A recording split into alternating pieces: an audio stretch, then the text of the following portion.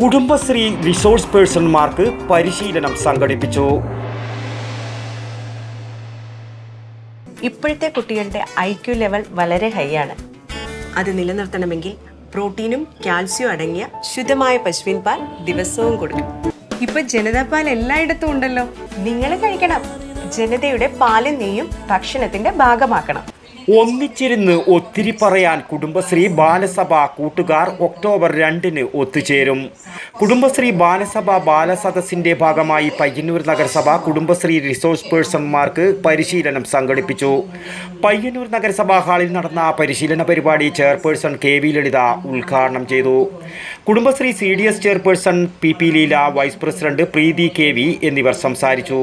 കുടുംബശ്രീ ബാലസഭ ജില്ലാ RP Yashoda TV, നഗരസഭ RP Nalini C എന്നിവർ പരിശീലനത്തിന് നേതൃത്വം നൽകി. ഒക്ടോബർ 2 മഹാത്മാഗാന്ധിയുടെ ജന്മദിനത്തിലാണ് നഗരസഭയിലെ 44 വാർഡുകളിലെയും അയൽക്കൂട്ടങ്ങളുടെ നേതൃത്വത്തിൽ ബാലസഭ കുട്ടികൾ ഒത്തുചേരുന്നത്.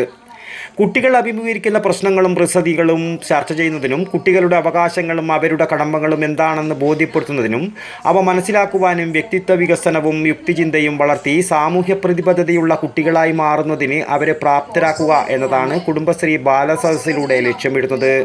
News bureau, Payyanur. ശ്വാസം വലിച്ചുവിട്ടെ. എത്ര വയസ്സ് വരെ പാൽ കൊടുത്തു? 1 വയസ്സ് വരെ.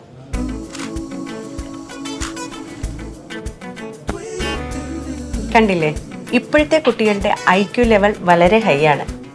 അത് നിലനിർത്തണമെങ്കിൽ പ്രോട്ടീനും കാൽസ്യവും അടങ്ങിയ ശുദ്ധമായ പശുവിൻ പാൽ ദിവസവും കൊടുക്കും.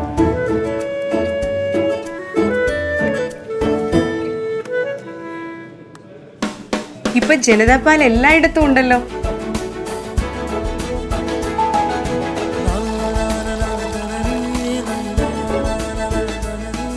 നിങ്ങൾ കഴിക്കണം.